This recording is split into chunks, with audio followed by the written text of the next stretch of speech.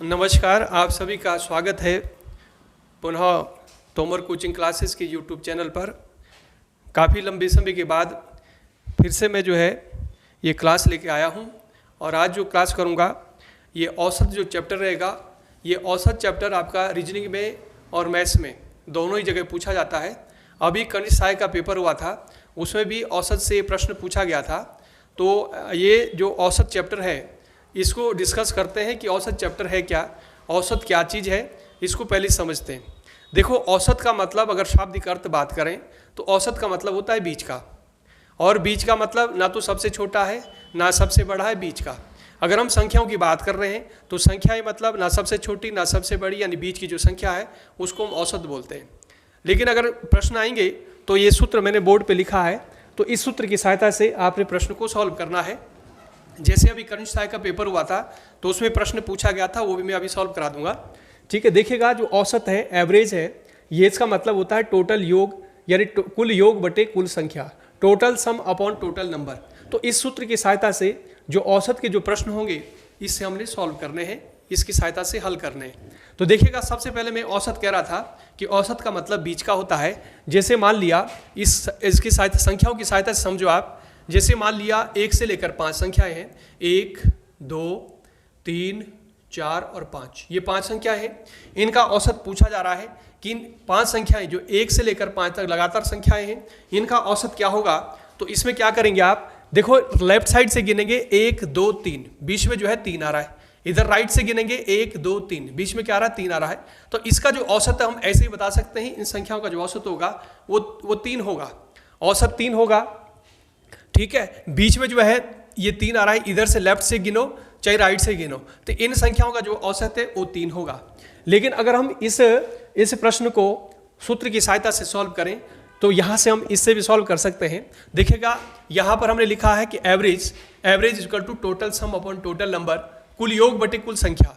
तो यहाँ पर रखिएगा, जैसे कुल योग यानी इसका योग करेंगे 1 + 2 + 3 + 4 + 5। यहाँ पर क्या हमने 1 रखा, 2 + 3 + 4 + 5 किया, और इसमें संख्याएं कितनी है टोटल, 1, 2, 3, 4, 5, 5 संख्याएं हैं। तो कुल संख्या यहाँ पर 5 रखेंगे, तो इसको हम जोड़ेंगे। देखो 1 में 2 जोड़ा 3 हो गया, 3 और 3 6 हो गया, 6 और 4 10 और 5 15 हो गया। तो 15 और नीचे 5 है, डिवाइड करेंगे इसको, 3 आ गया। देखो आंसर 3 आ रहा है। तो यहाँ से हम कह रहे थे, देखो यहाँ पर औसत क्या होगा, 1, 2, 3, बीच में 3 आ रहा है। राइट से हम गिन रहे हैं तो 1, 2, 3, बीच में 3 आ रहा है। तो इस फॉर्मूले की सहायता से हमने क्या, टोटल सम कुल योग बटे कुल संख्या, इन सभी संख्याओं का योग किया और नीचे संख्या रखी 5, इससे डिवाइड कर दिया, तो आंसर क्या आ रहा है, 3 आ रहा है। तो इस तरह से सॉल्व करते हैं जो औसत के जो प्रश्न होंगे। तो इस सूत्र की सहायता से जितने भी औसत के प्रश्न हैं वो सारे जो है इस फॉर्मूले की सहायता से सॉल्व हो जाएंगे। तो देखिएगा, अभी मैं आपको औसत समझा रहा था, तो औसत मैंने आपको समझा दिया है। औसत का मतलब होता है बीच का। अब देखिएगा, अभी जो पेपर हुआ था, कनिष्ठ सहायक का पेपर हुआ था, उसमें प्रश्न पूछा गया था औसत का। अभी मेरे हाथ पे पेपर है, तो इसमें देखिएगा एक प्रश्न है, इसमें कह रहे हैं कि किसी शहर का मार्च महीने के 4 दिनों का औसत तापमान 27 डिग्री सेंटीग्रेड है। ठीक है, 4 दिन है, मार्च माह के 4 दिन है। अब हम क्या करेंगे, जो 4 दिन है उसको हम मान लेते हैं कि वो 4 दिन कौन से हैं, एक दिन ए है, दूसरा बी है, तीसरा सी है और अगला डी है। ये है 4 दिन। इनका औसत कितना दिया हुआ है, देखो ये फॉर्मूला का यूज कर देते हैं। यहाँ पर औसत बराबर होता है कुल योग बटे कुल संख्या। तो यहाँ पर हमने लिखा कि पहला दिन, देखो 4 दिन का विवरण दे रहे हैं कि 4 दिन है, मार्च माह के 4 दिन है, तो हमने ऐसे दर्शा दिया ए, बी, सी और डी। देखो टोटल नीचे कुल संख्या कितने रखेंगे, दिनों की संख्या 4 है। औसत कितना दिया है, औसत दिया है 27, तो 27 हम यहाँ रखेंगे, इसको सॉल्व कर देंगे। देखो इसकी क्रॉस मल्टीप्लाई कर दो यहाँ पर, तो ये कितना हो जाएगा, 10, 108 हो गया। यानी a + b + c + d, ये कितना हो गया आपका, जब हम इसको सॉल्व किया तो 108 हो गया इस सॉल्व करके। फिर दूसरी लाइन देखिएगा, दूसरे में कह रहे हैं कि दूसरे, तीसरे और चौथे और 5वें दिनों का औसत जो है वो 30 डिग्री सेंटीग्रेड है। देखिएगा, दूसरे दिन, देखो दूसरा दिन हमने इसको माना है, तीसरा हमने इसको माना है, चौथा इसको माना है, और 5वां हम क्या मान लेते हैं, ई मान लेते हैं। ठीक है, तो देखिएगा यहाँ पर मैं लिख रहा हूँ, अगला जो है आपका जो दूसरा दिन है, दूसरा, तीसरा, चौथा और 5वां, तो यहाँ पर मैं दर्शा रहा हूँ दूसरा हमने दिन बी माना है, तीसरा, चौथा और 5वां, इसका जो है इसका औसत कितना कह रहे हैं, इसका औसत है 30 डिग्री सेंटीग्रेड। इसका 30 डिग्री सेंटीग्रेड है। जब हम इसको सॉल्व करेंगे, देखो इसको सॉल्व करते हैं, इसकी मल्टीप्लाई कर दो, क्रॉस मल्टीप्लाई, तो इधर हो जाएगा, यहाँ पर हो जाएगा 120 और यहाँ पर आपका b plus C plus D plus E. देखो ये तो इधर चले गया, यहाँ पर ये आ गया, ऐसे ही आ गया। ठीक है, अब यहाँ पर हमारे पास ये है, एक लाइन ये बनी, पहला जो स्टेटमेंट था कि ए बी सी और डी इनका योगफल इतना बैठ रहा है, इतना डिग्री सेंटीग्रेड है, और बी सी डी और ई इसका जो है योगफल इतना बैठ रहा है। इन दोनों को सॉल्व कर देते हैं। देखो यहाँ पर इसको मैं इसके नीचे लिख देता हूँ, ऐसे सॉल्व करना है, a plus B plus C plus D, ऐसे करेंगे। यहाँ पर इसको माइनस कर देंगे, यहाँ पर 12 आ गया। देखो जब माइनस करेंगे आप तो यहाँ पर क्या हो जाएगा, ऐसे माइनस करेंगे घटाने पर, तो यहाँ पर b से b कैंसिल हो गया, c से c कैंसिल हो गया, d से d कैंसिल हो गया, तो यहाँ पर क्या रह गया आपका, ऊपर तो रह गया e और नीचे रह गया आपका a, तो यहाँ पर हो गया आपका e माइनस a बराबर ये 12 आ रहा है। देखिएगा इस अगली लाइन ये कह रहा है कि पहले दिन और 5वें दिन के तापमानों का अनुपात दिया है 3:4। जो पहला दिन है, पहला दिन और 5वां दिन, देखो पहला दिन हमने a माना है और 5वां दिन हमने e माना है, इसका रेशियो कितना दिया है, 3:4 दिया है, 3:4 दिया है।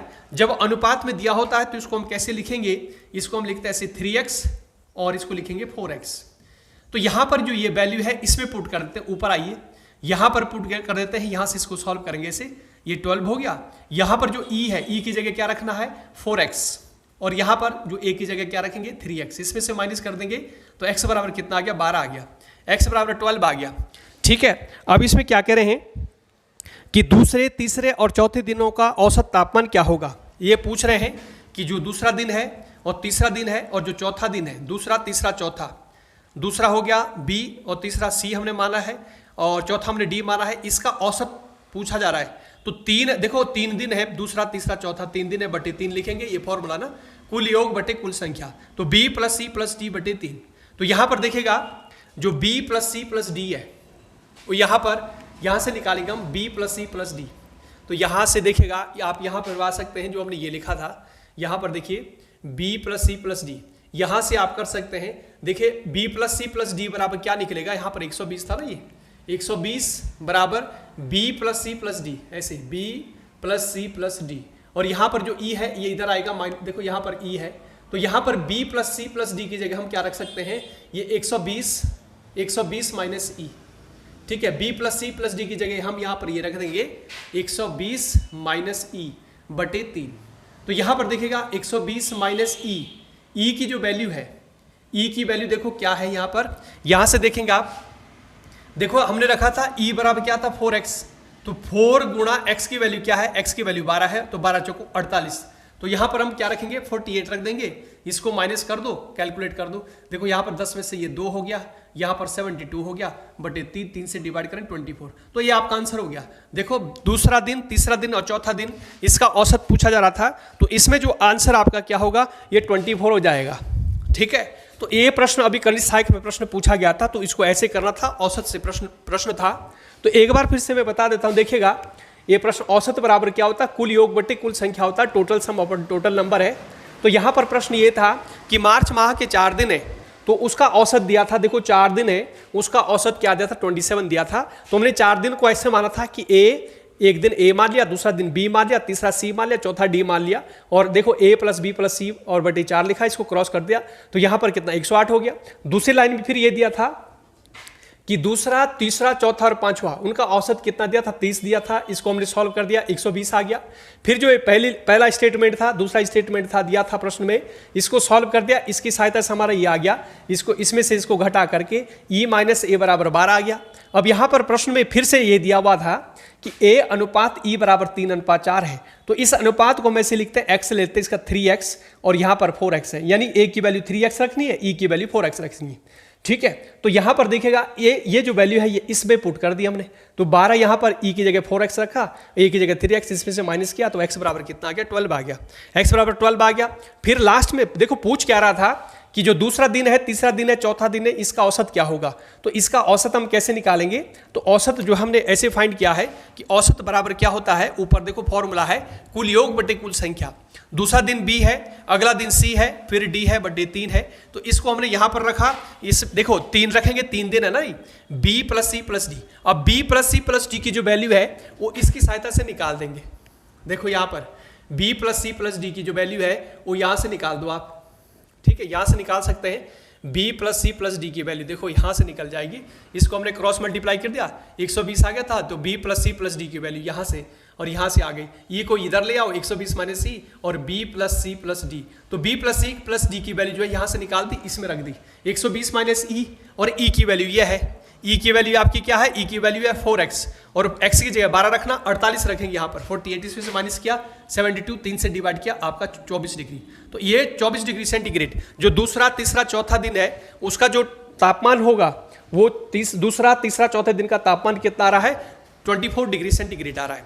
तो ये प्रश्न अभी पूछा गया था, तो ये इस तरह से इसका आंसर क्या हो जाएगा, 24 डिग्री सेंटीग्रेड। ठीक है, तो आपकी समझ थोड़ा सा औसत जो है ये आ गया होगा कि औसत कैसे फाइंड करेंगे, ये फॉर्मूला रखना ध्यान, और जैसा भी स्टेटमेंट है जैसा दिया है उस हिसाब से लिखना है और सॉल्व कर दो, आंसर आ जाएगा। ठीक है, बस आज में जो है ये छोटी सी जो एक क्लास है ये लेकर आया था। बाकी हम आगे भी जो है क्लास से कंटिन्यू रखेंगे, जारी रखेंगे। ठीक है, तो आज के लिए बस इतना ही और धन्यवाद।